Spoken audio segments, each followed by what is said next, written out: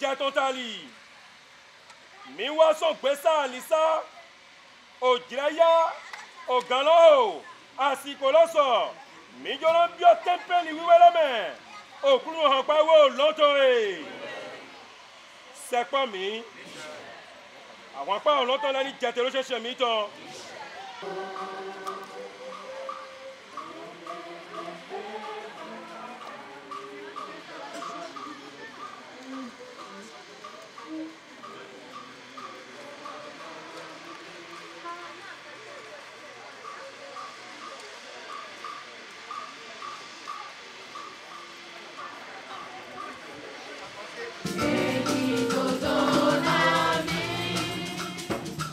We will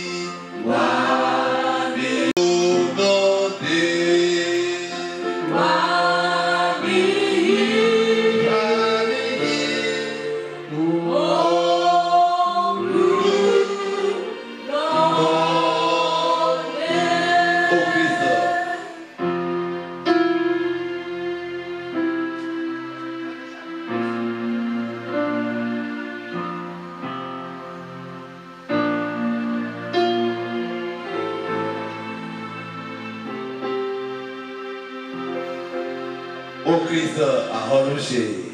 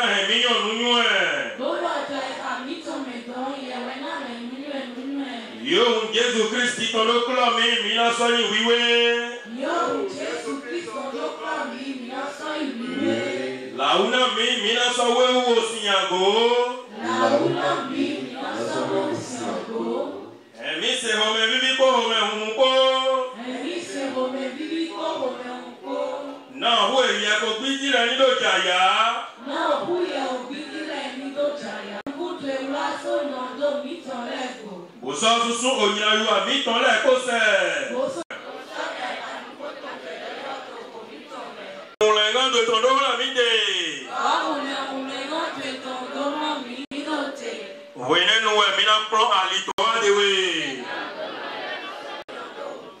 Dis que Yahweh. Oda, on nous flotte miton. On nous met au yémando, on va voir ça, on va mino joé. What peut on a de corona? On peut me ou de vivre à la guide à ton boulot, on peut pas toi, bah ouais, tu es là pour nous quand. Non, oh yé, non, non, et me lève. Bosozi, bora ido tolegi. Men wana he oso, mehe maze ay hakagado nuvago. Mboma brefo dodo boson ki voye on est ganto et tonton si. Aïne.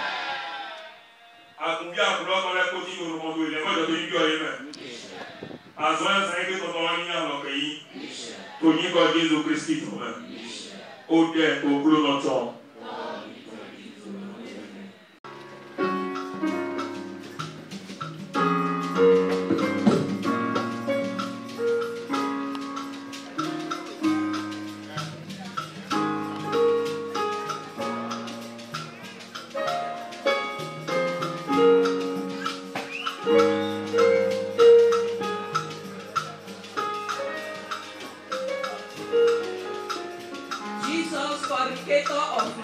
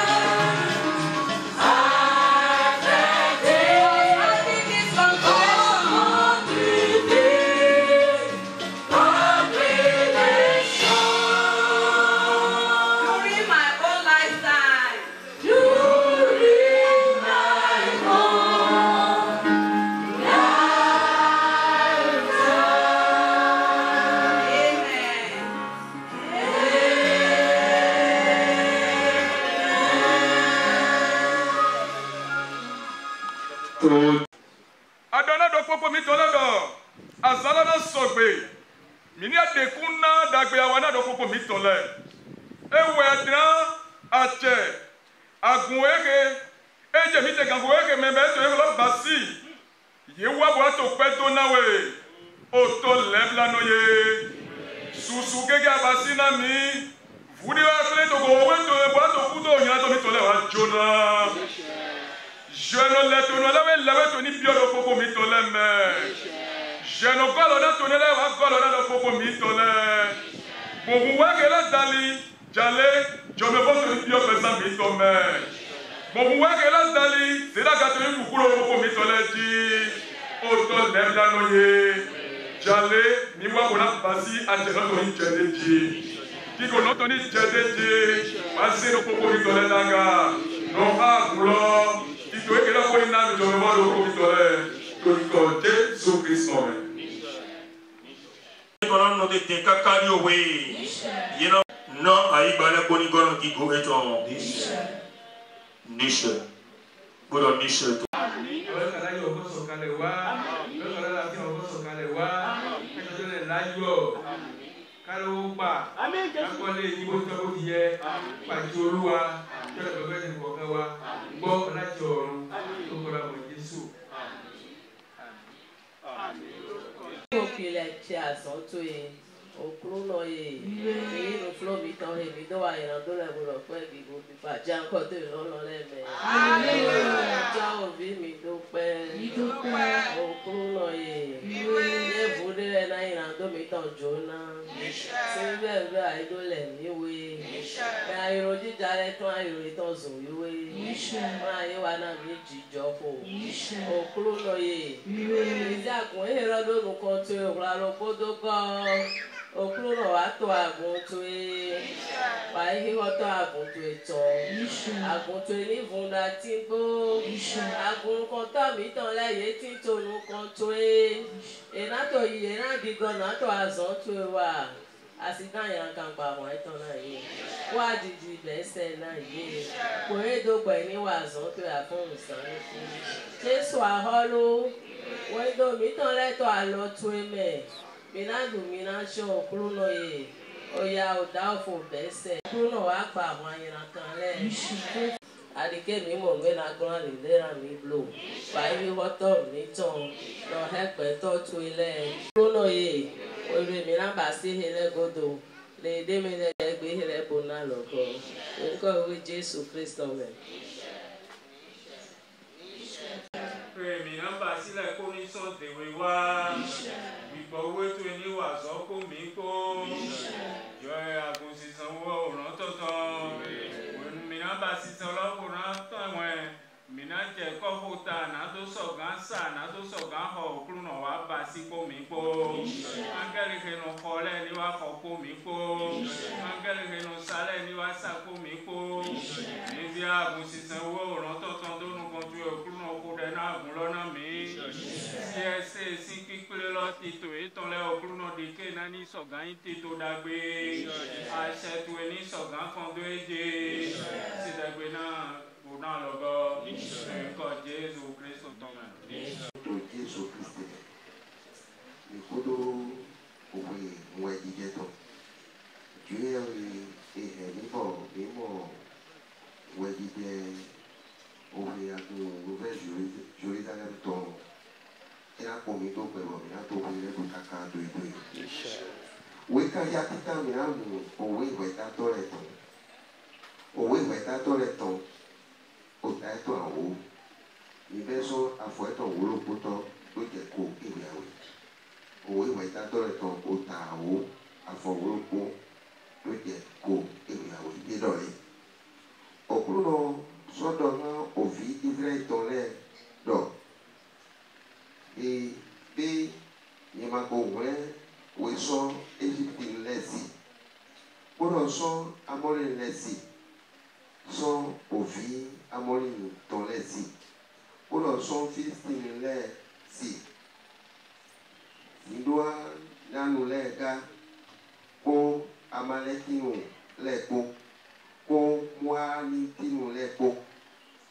Bien, mi wòle sɔta ƒe hlami mi sɔ wòle mi sɔ alɔ yi tɔmɛ gasɔ mi sɔ kpɛ mi ɖe ayi woto yewo evo lɛ sɛ ene woto nye ma to na sɔ wòle mi gbagba mi yi wòta ƒe hlã yewo he mi ko ɖi lɛ mi gbɔ ye ni wòle mi to odzre nuku bibia mi tɔtɔ me ovi Israel tɔ lɛ sɔdɔ ŋa okplɔnɔ dɔ mi lɛ ko wanyina do waŋla mi nuɖi kpekpekpe sɔawo xia dagbe ŋlawe ŋladewe sako ŋlɛ mi to azã kpekpe mi vɛwe to kpɔ boto srato elia di bɛ ovi Israel tɔ lɛ to di dɔ ŋlã yeno zo dɔ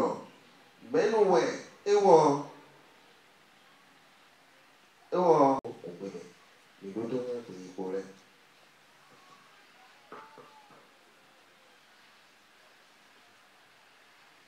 Fún ìdíje àjọ̀dún ìkórè ti ọdún òní òní a ó rí nínú ìwé àwọn adájọ́. Èmi kò ti gbà yín kúrò lọ́wọ́ àwọn ará ẹ̀yọ́ àwọn ọmọ Amónì àti àwọn Maoni sì ti pọ́n yín lójú. Ẹ̀yin ìwọ́n ẹ lọ kígbe pé àwọn òrìṣà tí ẹ̀yin ti yàn àwa ń bẹ̀ ọ́. Wọ́n sì tí ó wà lọ́dọ̀ wọn kúrò òṣì Ísírẹ́lì mọ́. Nígbà náà ni sí Gileadi àwọn ọmọ ènìyàn náà àwọn olórí tí ṣe ìparí ẹ̀kọ́ wa kìíní ní èdè Yorùbá ẹ̀fìn tí sílẹ̀ ní èdè òyìnbó. La lecture rend grâce à l'Éternel.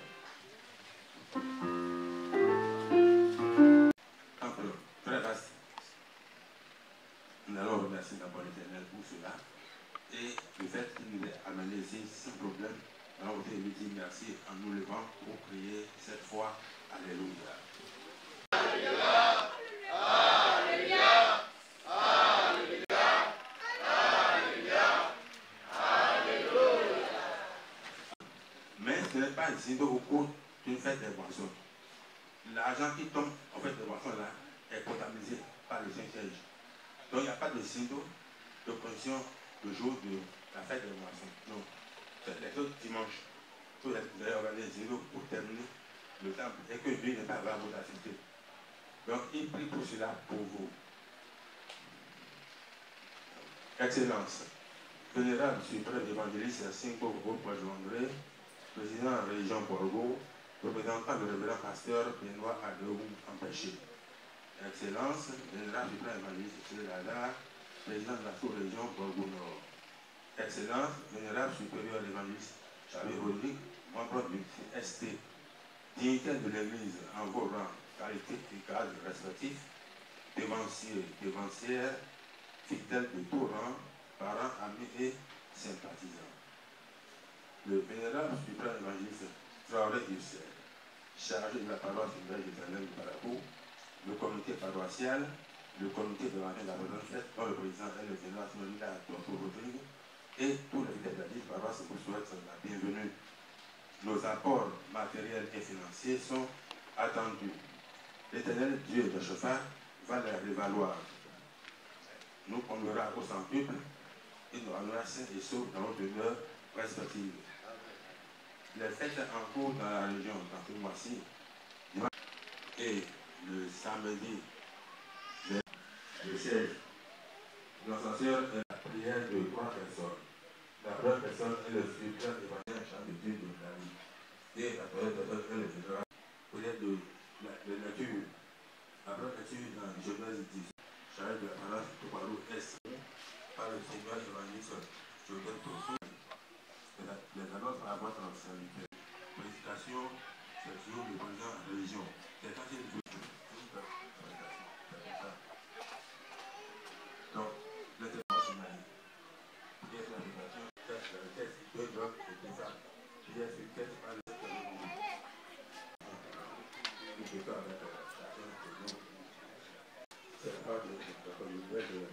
Le confrère le plus près de la ministre adjoint du champ, chargé de l'équipe, l'adjoint des hommes et la fédération de gouvernement, après la ministre, ayant chacun de parmi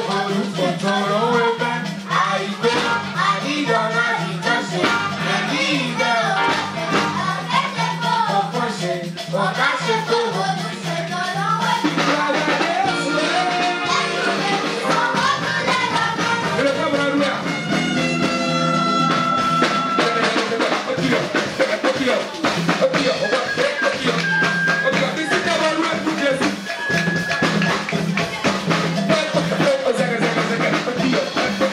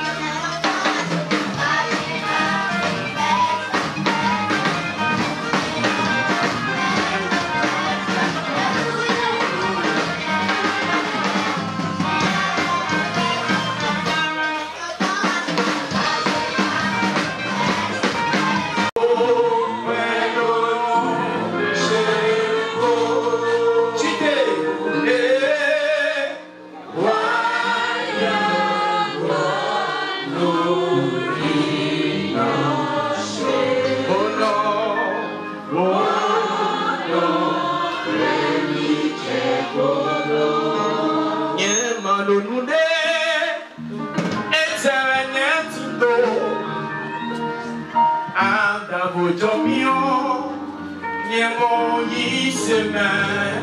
dire,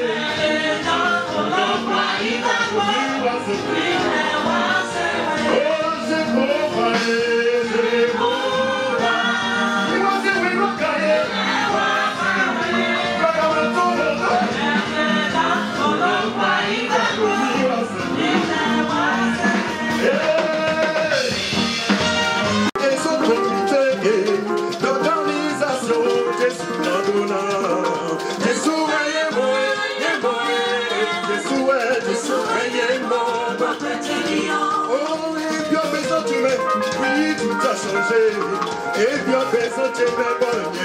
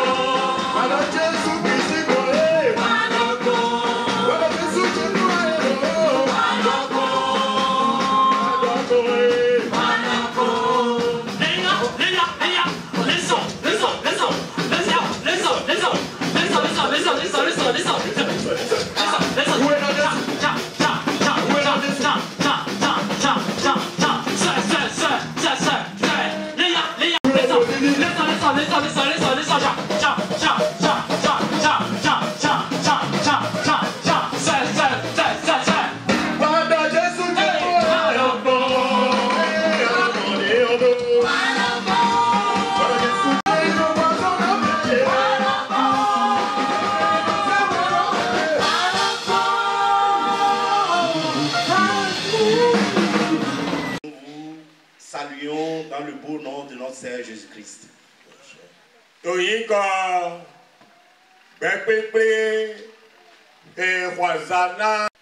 Je tiens à adresser mes salutations particulières et mes remerciements au chef région, notre papa Singo André, qui devait en principe vous prêcher pour cette grande occasion. Et de Patakemi Dondo, président région Miton, papa Singo André, qui doit acheter notre titre comme ton fils, notre là où on a go pronto to afonegbe, na edemi, notre oiseau mon coton, et mi Dondo trara. Cela montre que le CST est en train de faire des grands pas et surtout dans le Borgou. Puisse Dieu bénir la région du Borgou entière. Amen. Et donc, moi qui basi, yeni jote me len koto dena mi tondalila, et mi monomo bepli hede. Boye to aso wana ke basi o koropa golon tonton. Bepli beki na do do kodo gbero pome. Boye to aso kola, et mi monomo aso to nuko ipataki to Borgou se gbadifi. vais pas tellement prendre du temps parce que ce jour, c'est le jour de l'argent, qu'on veuille ou non. Il faut comprendre que c'est le jour de l'argent. Dieu a donné la grâce de faire, parce que la fête des moissons, elle est annuelle. Donc, de faire un an de production, il faut venir le célébrer. Et pour le célébrer, c'est à travers ce que Dieu a fait à chacun de nous. Donc, c'est le jour de l'argent. C'est l'argent qui va prendre plus la place. Na emadua dɔwɔ soso gege to afɔne gbegba na egbe basi azã akpɛtɔ nugbɔɛ jawe na he basi yasi filɛ kpɔdɔ yɛ kpɛkpɔ ahyɛ bonu agodona mi gbɛnke basi ɔtsɔmɛ to dali bɔn mi ye he basi nu alɔkpakpa lɛ azɔ mi tɔ lɛ mi basi alɔkpakpa bɔn gbɛnke basi ahyɛ to dali lɔ edɔ to ƒemɛ mi nɔ wa. Wede de wa so mi tole gbo gbogbo ale bo ya tinuku mi tole mi no wa nuko mi to na do to pere mi endo yi mo lo be to egbe endo mi gbe mi lo azan peto we bo mi do da peto to egbe. Vous allez m'accorder, j'ai à parler du CST, ce qui est évident. Je vais parler de la prédication et de la fête. Donc en 5 minutes. Et je pense que Dieu nous permettra de dire l'essentiel.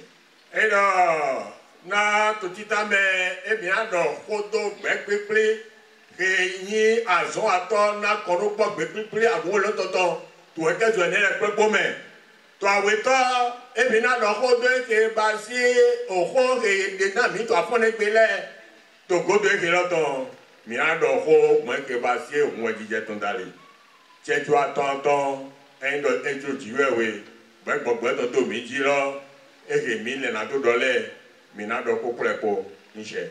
Alléluia. Avant d'aller dans les programmes cités, je voudrais saluer mes chères mamans qui n'aménagent aucun effort pour être toujours présentes pour soutenir les différentes fêtes. Je voudrais aussi dire merci au choral qui se déploie davantage. Puisse Dieu bénir chacun. Ouais, pour nous donner nous quand tu es passé au Holome et donna et dobé même yon mitole nous comptons yon mitole pour we pour nous yeto yi bodo gigo na ke passé ou adije bodo na outro na ke passé du ko initi na agunto to bobu se gbaji to godo ilaton ke passé gbe pipin ko ya leton yo sule yeto sazaho yeto tuklaje na nu ko agroton na nu ko ye ke passé ou adije ton jawe no tona tonole ni ka do ado popo tonle ona ye huron na ke passé agbate ton les anciens na azonlo. Nos remerciements à tous les fidèles de la paroisse Nouvelle-Jérusalem et en particulier aux chargés, à tous les dignitaires qui l'entourent. C'est vraiment magnifique pour celui qui connaît ce que c'est. Vous êtes à féliciter. Dieu vous donnera les moyens. L'année prochaine, à pareil moment, ce ne serait plus sur les bâches, mais ce serait sur un temple complet. Alléluia. Et dans les dondo, il basi à Gouvi, Nouvelle-Jérusalem, Tolé. Bon, et que basi, nous comptons ton beau, Charlie ton beau. Bon, donc, que basi, nous comptons Témétéméréti, ta boulodile. Et dans Mimodona, et dans Bénénion, que basi, nous sommes de Djodofi, nous que basi, oh, Goholo, qui bat ton daïlo. Il doit donc me bro, mi couteau, à son écoute. Na ema bo na ke basi mere pepe na toto gogo ele ko to yi bwera to nu ko yi na no bi bio we ndomo kwereja mile mepo ni no ke basi o gogo me ma yi ndomo ye te basi na mi na e de to ye ko pa bo ye ke basi au taro deji joni no pompo na ke bi to bi bio lo ni chiche bo ke basi alogoro popo mi to ton dali. Alléluia. Alléluia.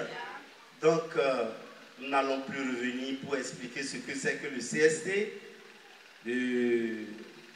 Vous connaissez que l'Église, dans son état actuel, est comme ça est. Alors on a eu la grâce que l'Esprit de Dieu d'Oshofa a pris par le président du Bénin et il a pris les commandes pour unifier cette Église afin qu'à travers tout le monde entier, que cette Église soit une et indivisible avec un seul pasteur. Telle est la volonté du prophète fondateur, que son nom soit béni. Yedo, mi ma so na inu konto, ete wa yin gbe CST loton daliba, amo mi yun edomo, agumi to ko ti do mi ma me da yi, bon ke ba si wete zene popo me, e ke ba si gan lo papa de le wetin, se gba bi si gba we oso baton, e gbogbo to do ke ba si to ga mi ton ji, to ga mi ton titi je he talon, be yo ke ba si nu konto le aguntole bo plié bo to azonwa podo ke basi oyepo na ke basi agunlo ni gayin e ke basi agunropo ke mado mima bonado ke basi olegba koto ropo dide ke basi joto e ke badwa ito agunlo to ko doda yi ke basi papa mi to sofa bagunlo to we ko sene pepo me e na ya agunropo ke mado mima bon e ndo to ti gwewe lo et que basé pasteur d'Opo, qu'on a pas chédé nous, tout le monde les prêts pour moi. Ils sont en train d'avancer très bien et les produits d'ici là vont commencer par tomber.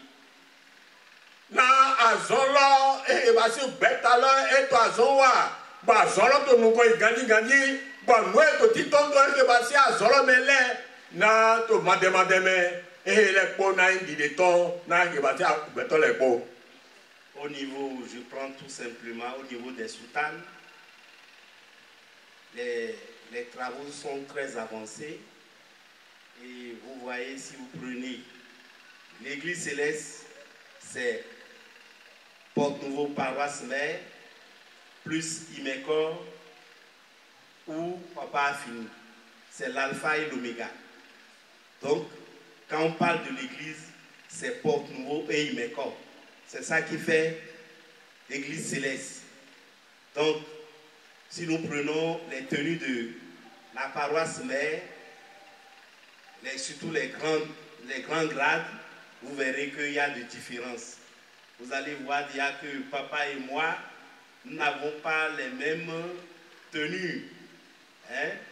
Et si nous continuons, il y a au niveau des cantiques, il y a un peu des différences. Si nous prenons Cantique du Nigeria, c'est beaucoup. Au Bénin, tout ça là. Donc on est en train de tout faire pour que, quand il s'agira d'une seule église, il n'y a plus à demander, ça c'est quel grade ici? Quand le Nigérian verra ça. Quand le Béninois va voir le Nigérian, ah c'est quel grade ici? Bon, il n'y aura plus de confusion. Ce serait la même chose. Donc, on est en train de travailler déjà et tout ça là, on le fait par rapport à ce que le fondateur a laissé. On ne quitte pas le cadre. Vous voyez, je vais m'arrêter là. Non, bon. Merci. Non, bon, à où est ton d'aller? Et que bâti à où bolé?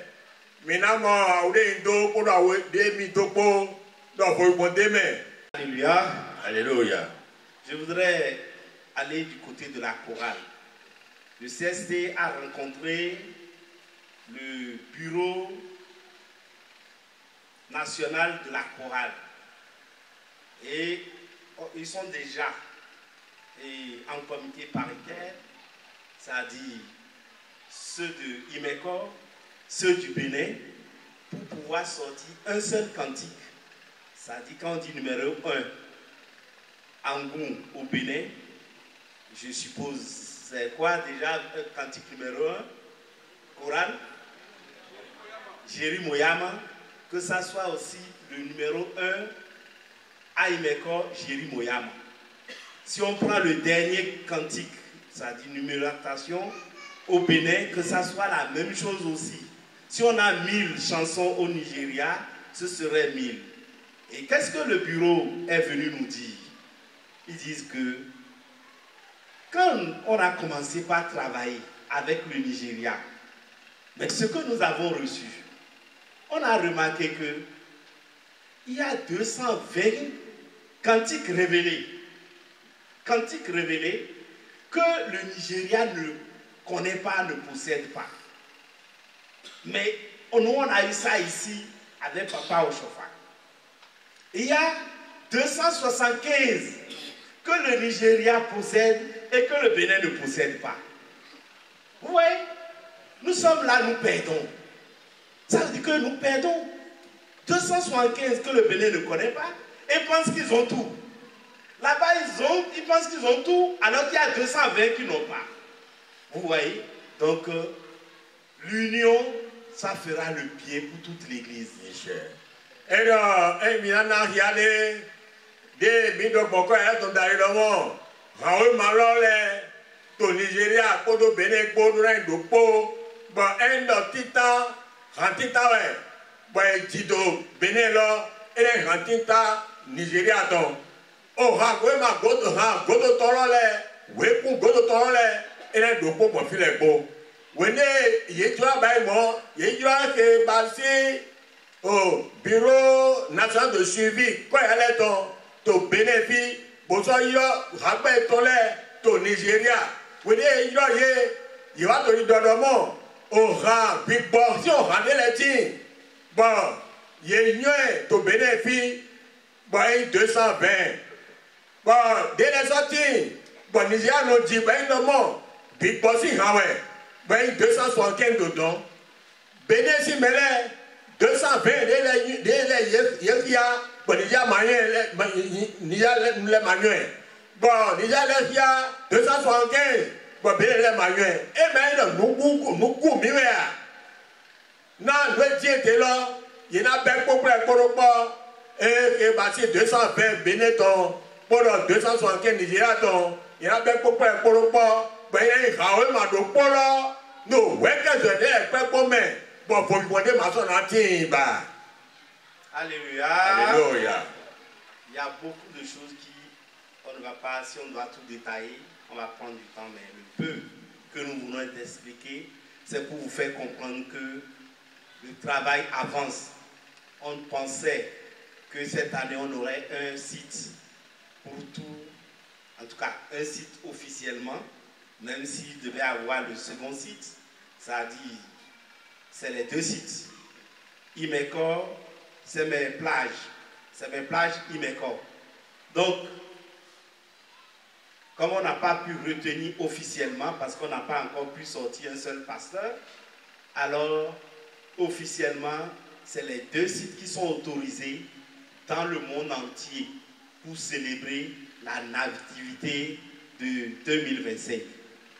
Non, Midoranye, dans Emigranele, Bekbenena mi, Audido, pour Tito, bon, que Bassi, Hoyma, quoi, Tondali, na Midonye, Domo, nous croyons, et que Bassi a Zolome, et que Bassi Bekpipelo, et toi, Zentowa. Na, bon, que Bassi, au couteau, au Wegemeton.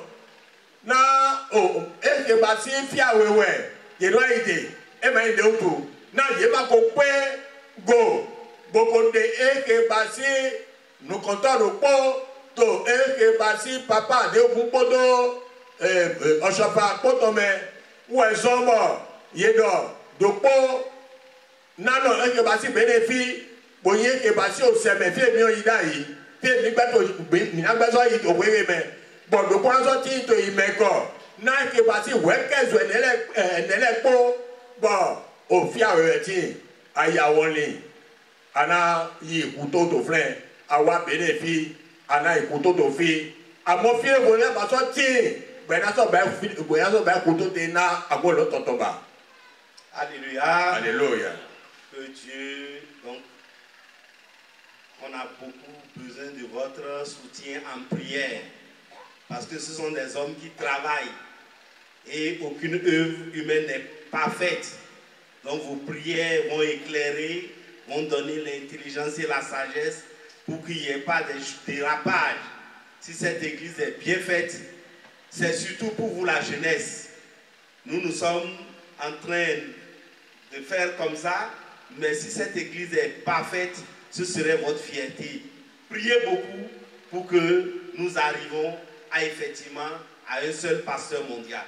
Na ode we mina khona abi mina khona ke ba ti gbe pipilo na mi do anya lo gbe to le we to azon wa en do gbe to ka da azon wa lo e ke ba si nu mi me e go me po e go ba lo de ye di alo le go de matin no e mina bio we do mo mi to de khona e ke ba si nu controle na jani gbogbo to do ye ti no nu e si po nu tuntun po na e ke ba si azon lo ni gan taklina to jijo home endomo agboro poti bo ibibo we ton lo bo e ke ba si le kokoto do poti agun lonu dagbe ke ba si mi me jonjo dale to we na me to so ko le ye pada ye le ko to e ke ba si onuko yi bo e ke ba si ye ko to fi fo azoto fo na we to poti je to endomo ye wa bai ba sogbe bo je ngbe gagbe lo mi me de to godo le ye mi le wa na do ale ton mi le wa na mo gigo lo yi endem e mo lo mi ko de na gbe pepe lo na nu kan to tin na ye. Alléluia. Alléluia.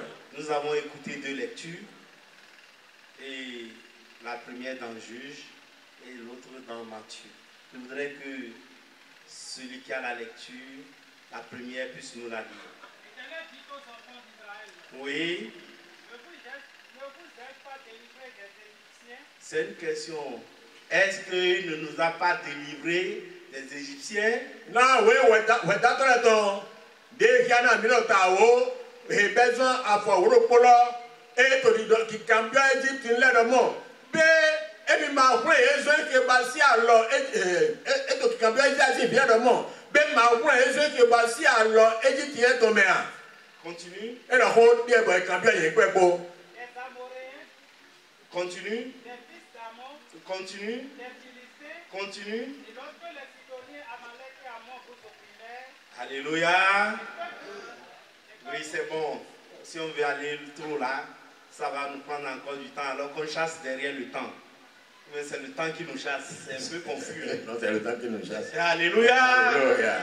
Non, à compta sous gégé ou toi, moi, et il a dit, bon, Dieu est bon, on a eu mon godo na ye, bon, nous to, à compta bon quand on l'a dit.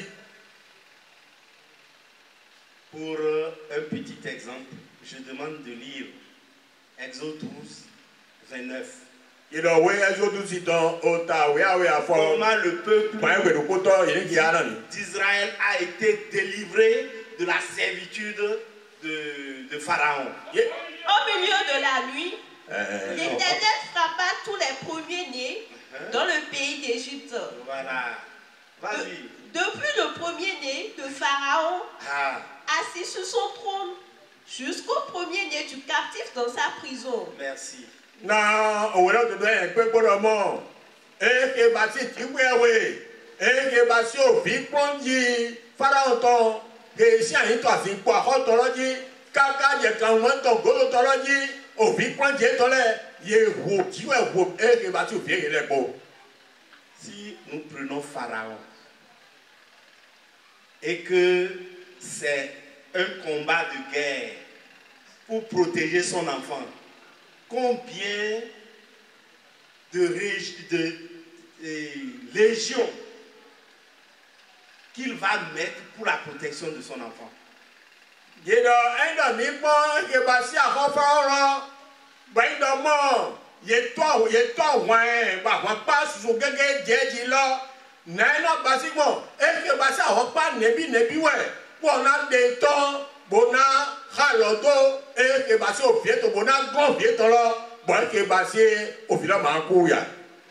Malgré ça, à cause du peuple d'Israël qu'il a aimé, il a fait perdre le fils de Pharaon.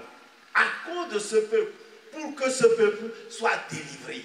Na mi bon na eke basi il a si beli qui basi we want que basi Pharaon si alo meton du jiwe we e wura bo hu eke basi Pharaon si ofio na ye o le to we na do wen le to ye na do wen le o to e je basi mo. Dieu nous a tous fait cette grâce-là, nous a accordé cette grâce. Na je o na mi eke basi alo gone kodo eke basi me ko le to lo ti do mi di to to. À un moment donné, par rapport à certaines épreuves, nous oublions que Dieu nous a fait du bien. Na o jede na wa ba en do pe pa lo pade le je meji mi no won do eke basi dagbe fún Togo ba mi no won do mo je ma gboro ni na mi pon. Comprenez que chacun doit être éprouvé à la hauteur de sa foi. Na mi do anu do mo me lo popo na mo pe pon dade eke basi osusu yi se tonton. Si nous prenons les élèves ou étudiants, on ne peut pas prendre épreuve de CI et de CM2 pour amener à un élève de CI. Parce que sa connaissance ne lui permet pas de traiter les épreuves de CM2. Donc toi, tu es suprême évangéliste. Tu es grand devancier. C'est alors par rapport à cette foi-là qu'on doit t'éprouver pour voir si vraiment tu peux tenir. Na mi do anu gbe ke basi o pe pon ton dai do mo me lo popo tede me de po. C'est ce que le peuple d'Israël a été par rapport à tout ça. Mais aujourd'hui, Dieu te dit quoi? Reviens. Reviens. Je suis toujours le même. Je n'ai pas changé. Alléluia. Alléluia. Na eke basi ya si bile basi ba wende eke basi o pe pon wa ye won to je Togo to egbe de tena yan su we do mo je do bi yan do mo ani wa ani le ko do emide emi lo pula e ti to so bo ti te gbe branso ti nkan ga do yi mi gbona mi godo je mi tonde. On se plaît pour dire si papa Oshofa était là, hein, il ressuscitait. Il est toujours là. Nous avons fait dos à papa. Qu'est-ce qu'il va faire? Il est obligé de regarder. Quand vous avez un fils à la maison, à 22 h, ne sortez pas. Et que le fils là escalade le mur. Qu'est-ce que tu peux faire? Si là-bas on le tape, on casse le pied, c'est lui-même qui a demandé que Dieu ait pitié de nous. Na eno ajo bo kore lo tonto nu mi tonu bero do mo eno papa so ba gbe poto e ba ti agun bere be ina to si ole fun papa so ba ti do mi sese mo e to azen to wa mo na mi osun ni pon we de mi poto godo e ba so so faro e ta do gba ba to do popo mi ton le pon endo mo ya do vide bo do vide do mo to ga o zamento ni dike gbonu kwegbe ni ma tomblo ba se ba se ofin mo nkotan e betoli bo pa to ta bo ton e ndo e mo nde gbegbe pulpe pade wa ajeton be wo so din e ka enwe afore abi e ba nde pe ne to e ba se atogodo we ni e ko do godo do mo atomblo e ndo wo so din de din lo enamo de tin na yen pe po ta go lo ton do mene. Deuxième lecture. Oui, oui, toi. Dès ce moment, Oui. Jésus commença à prêcher et à dire. Jésus nous parle maintenant, écoutons. Repentez-vous. Répentons-nous. Répentons-nous.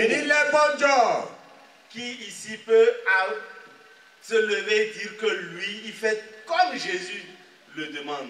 Na menu ekpe ga menu eti de yen pe po chine bona se gbe na bo si an lo do akono mo no e je to bibi olo o se okun ton lo e bi to yin to de jedo. Alors il te dit aujourd'hui à la fête de Nouvelle Jérusalem de se repentir. Na to pe we ne yen popo mu ejije Nouvelle Jérusalem okun lo se gbe ton do ju e do mo le bojo dio wa lo to ile Chorale. est-ce que vous pouvez me chanter cette chanson pour réveiller ceux qui dorment? Parce que je vois, il y en a qui dorment dedans là. Répandez-vous car Jésus-Christ reviendra. Ça peut aller? Mais les potes, na que basi Jésus-Christ a. Maintenant, il y a na mais dans mon dollar, il y a au fond. Ça peut aller? Ah. Le moment de... Je sais que j'ai une célèbre grande chorale, hein, la Nouvelle-Jérusalem. Hein? Non, même si ce n'est pas français, c'est un gros chanter. Ça ne gêne pas. Ça ne gêne pas. Même en chinois. Mais... ça peut aller. Jésus-Christ reviendra pour juger toute la terre. Il n'y a pas de rémission des péchés. Ce jour-là, on est. Alléluia. Merci maman. Mais dis quoi? Toi qui détruis la chorale, toi qui détruis la paroisse, on prend les décisions, c'est toi qui... La personne n'est pas là, tu prends le téléphone. Allô? Tu sais ce qu'ils ont dit aujourd'hui? Tu sais ce que le chariot a dit? Vous détruisez la foi des hommes. Ah, quelqu'un tout à l'heure, il dit, je donne 5 tonnes de ciment. Ah, toi là, tu n'as pas d'enfant que tu veux amener à l'école? Hein? Toi là, tu ne sais pas ce que tu veux faire avec ton argent? Hein? Et vous êtes là, au lieu de... On veut, vous savez, dans une classe, si tout le monde a échoué là, est-ce que c'est difficile d'aller dire ça aux parents? La première des choses, tu dis, c'est comment à l'école on dit, oh papa, tout le monde a échoué. Hein? Ça veut dire que toi-même, a échoué. Alors, donc là, ça veut dire que si tout le monde va en enfer, comme toi tu sais déjà que ta place est en enfer, alors pourquoi alors il faut chercher des amis? Alors mes frères, mes sœurs, sachez que Dieu, ton chauffeur, est encore dans son église. Là, les hommes ont donné dans l'église. Les hommes ont fait dans l'église. Et ils ont été bénis. Alors, si aujourd'hui, on a tellement de pauvreté, c'est parce qu'on ne donne pas. On ne sait pas donner. Et quand on veut faire action de grâce, c'est plus quoi? Bougie. Ah, ça aide bien. On m'a déjà soufflé ça par terre. On ne sait pas qu'on donne à manger à l'homme de Dieu. Mais vous allez dire que c'est pour faire la publicité du Nigeria. Non, c'est ce qu'on voit qu'on dit. Là-bas, on se demande même s'il y a de pauvres. J'étais allé, j'étais assis, couché, quand ils sont venus. Daddy, prière. Je me suis levé, j'ai prié. Au Bénin, quand tu finis de prier, quel chalet peut dire, quand il a prié au Bénin, on lui a donné 25 francs ici. Mais la personne se met à genoux et il me fait comme ça, au chéou, au chéou. Je prends ces nerfs-là que je vois. Alléluia. Apprenons à arracher notre... Alors, arracher. Isaac, avant de bénir, il s'est levé la béni. Charger, les charger. Vous bénissez chaque fois, non? Mais ça change quoi? Le charger bénit le dimanche et il va, il se couche, il commence par compter les toits de sa maison. Parce qu'il ne sait pas qu'est-ce que les enfants vont manger. Donnez pour voir ce que Dieu, la grâce. Ah non, l'église de maintenant. Lot était le seul à Sodome et Gomorrhe, il a été sauvé. Noé était le seul bon et c'est lui qui a fait l'arche. Vous êtes le seul bon, Dieu vous bénira tout seul. Alléluia. On dit que le salut est personnel. Moi je dis non, il n'est pas personnel. Parce que si tu as une voiture personnelle, si tu es en train de partir à l'église, tu me vois, tu vas me prendre non. Mais le salut est individuel. Quand la voiture est individuelle, c'est une place. Donc, si vous voulez avoir votre grâce, commencez la quête. On va venir, vous allez faire comme ça. Vous êtes pasteur? La dîme, il y en a qui mettent enveloppe vide. Vide, tu es venu, vide, tu repartiras. Si c'est comme avant là, le meunier a refusé 100 francs là, c'est dans quel on met ça? C'est dans quelle dîme? tu as mis un truc lisse. Lisse, tu recevras. Donc mes frères, changeons. Le changement là, ce n'est pas changeons dans tout pouvoir si les grâces et bénédictions là ne vont pas reprendre. Alléluia.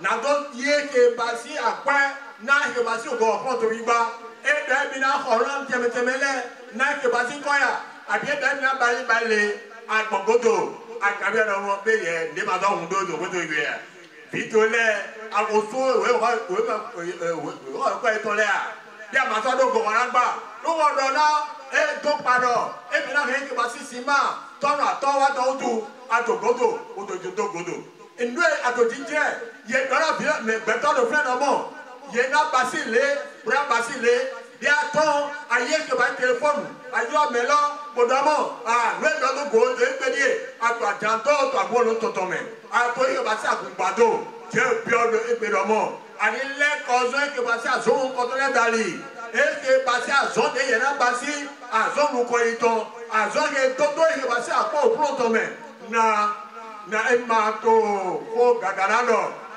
na to Nigeria emile Nigeria boto imo bo wede mi la imo mlo yewa bodo mo yeri ko de na mi ebi ti wo re me lo do mo baba udie wede mi kala ebi pon ni won lo mi ton e ke ba si akwe naira we me nebi no ko to nebi we ti do fi ba na ko de na abiena ko de na me bona na jobi ome boy na ze ke basi apedo asine bo mi to dido bo to bi basi do mo hogwe me ma na shale gba me ma ba ni bo shale eno wazo to e ke basi agume bono to na e ke basi agubile bo we na du to wewe e ma tin bo ye atofin je do na do mo ani no to ke basi agba opuro to me no to ke basi je se agba me mana o se agbalolo me de ti e ke basi o ma po foto e no se de me ye do e ke basi ape ni nuna agbame pe me le ya ba isi de kwa e ka bi odo mo chari ayin abi patu ayin do ti de kwa ba ido e ke basi agbame keji we ni aye ke basi ko me yin kan do to azowa to agun lo to me bo ma to ni na be vo me we yosuna tega ene o tu mi bona mi zankwe bo do na jio mi to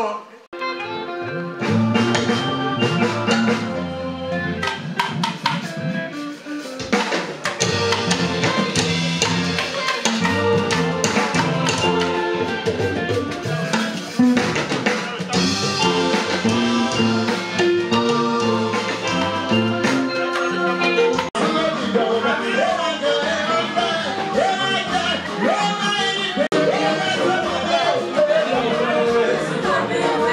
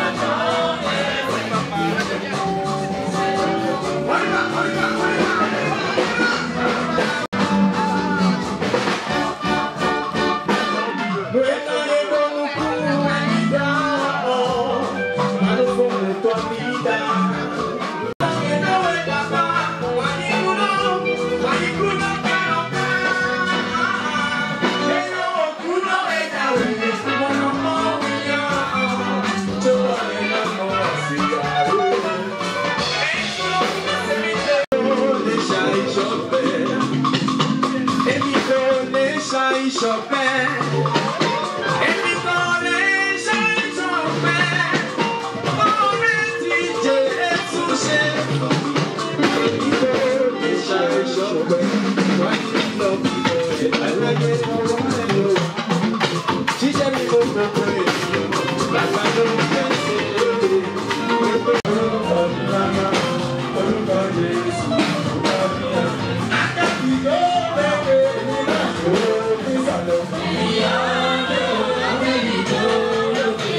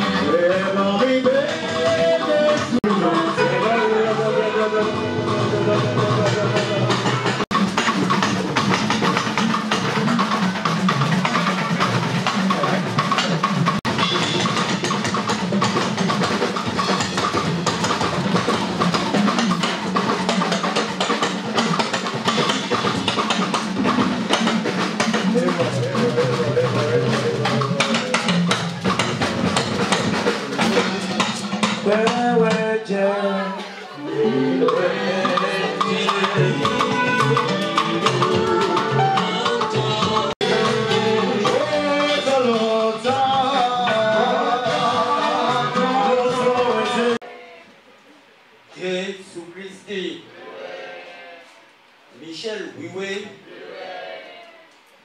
Jiwe Yawe Agun Sisewe Christon Solomewa, Lowa, Opadido, si o dire Lowa, Petotule, Yemawa nous compte Asiba Lopapa, Yevenuna Lopale,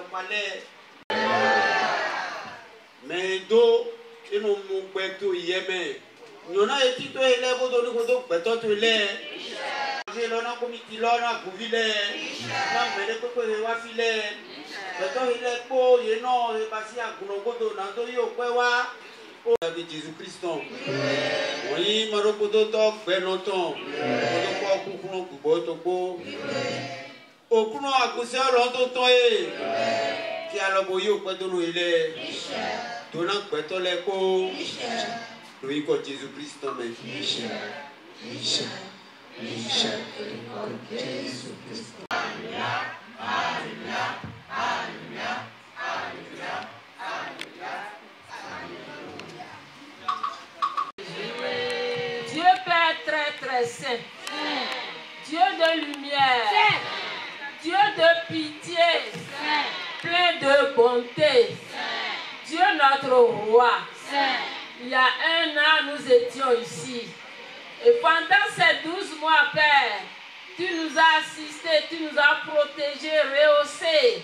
Et nous voici encore ce jour devant ta face. Nous voici devant ta face dans un temple très grand et bien orné. Gloire soit rendue à ton nom plus haut des cieux. Alléluia. Dieu de pitié, tu n'as pas regardé nos péchés à répétition. Et tu nous as assistés, tu nous as fait voir ce jour. Nous en sommes fiers. Nous n'avons rien pour te remercier. Nous disons gloire, honneur à ton nom au plus haut des cieux. Alléluia. Roi des rois. Tu as assisté ce comité de fête. Et il a bravé tous les obstacles. Nous te disons encore gloire, honneur, magnificence, louange à toi au plus haut des cieux. Alléluia. Notre Dieu, notre roi. Puis c'est notre consolateur.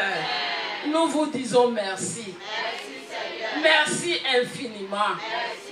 Dieu de pitié, accepte nos remerciements. Et que ça ne soit jamais les derniers pour nous. Oh roi, tu nous as assistés, nous venons de finir ce culte de la fête de moisson. Nous sommes devant toi, les mains ouvertes, Père. Donne-nous le don qu'il faut à chacun de nous pour être digne de toi. Et aide-nous à cultiver, à entretenir ce don. Amen. Père, donne à tous ceux qui devaient être ici et qui sont empêchés. Seigneur des seigneurs, Dieu de toute force et de toute lumière, nous te confions notre pays, le Bénin, qui se prépare pour une série d'élections. Toi qui l'as toujours soutenu, Père, pénètre le cœur de ses dirigeants. Amen. Et que tout se passe sous ta lumière. Amen. Sous ton haut patronage, Père. Amen. Seigneur, amen, tu ne fais jamais quelque chose à moitié. Nous te confions le CST que tu as commencé. Que le résultat soit vraiment couronné de succès. Amen. Pour que l'Église retrouve vraiment son unité. Atteint la ville de Parakou. Atteint tout notre pays. Amen. Ceci par amour de notre Seigneur. Amen. Amen. Nibia Jomio Jésus Christ. Wọ́n ìdídátọ̀ lọ́pọ̀ ìrọ́pọ̀ tán. Ibi ọkàn tó pọ̀ pípọ̀ wíwé tán. Àṣẹ ìgbógá ọ̀nà tán ní kan tó sì ní Bàṣírọ́jé. Ìyẹn lórí jẹ̀jẹ̀ wa gbọ́ àlọ́rẹ́ mítọ̀ àṣọ ipò rẹ̀ kó bẹ̀. Tìjọ níbu àkọ́mítà pàṣẹ àmúmẹ̀ kó tán dé. Sọ̀jẹ́ ẹ̀sán mi kàkà gbóyìnbóyì. Jésù Kristi tán.